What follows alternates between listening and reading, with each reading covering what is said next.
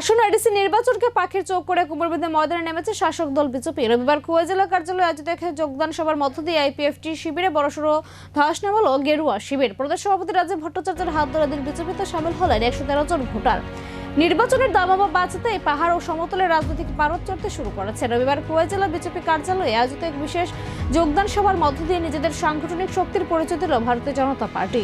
মূলত আশারামবাড়ি ও হালহালি কেন্দ্রের আইপিএফটির দলের দুই প্রভাবশালী নেতার নেতৃত্বে দিন 35টি পরিবারের মোট 113 জন ভোটার আইপিএফটি ত্যাগ করে বিজেপিতে যোগ দেন। এদিন নবাগতদের হাতে দলীয় পতাকা তুলে দিয়ে উষ্ণ অভ্যর্থনা জানান বিজেপির প্রদেশ সভাপতি রাজীব ভট্টাচার্য। যোগদান শেষে সংবাদ মাধ্যমের মুখোমুখি হয়ে তিনি দাবি করেন, বর্তমান সরকারের উন্নয়নমূলক কাজে রাজ্যের মানুষের গভীর আস্থা রয়েছে। তার প্রতিফলনে আজকের এই যোগদান। রাজনৈতিক মহলের মতো এডিসি নির্বাচনের প্রাক্কালে আইপিএফটির এই ভাঙনচোট রাজনীতির সমীকরণে নতুন মাত্রা যোগ করবে। খোয়াইয়ের এই সাফল্যের পর পাহাড়ের অন্যান্য কেন্দ্র বিজেপির নিজেদের আধিপত্য বিস্তারে মরিয়া। আমাদের খোয়াই জেলা অফিসে আমার একটা কর্মসূচি রয়েছে।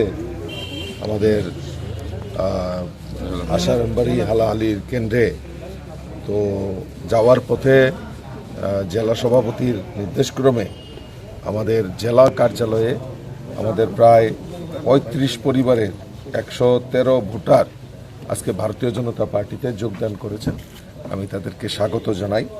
তার মধ্যে সবচেয়ে বড় উল্লেখযোগ্য হলো যিনি সন্তোষ দেব বর্মা, অর্গানাইজিং সেক্রেটারি।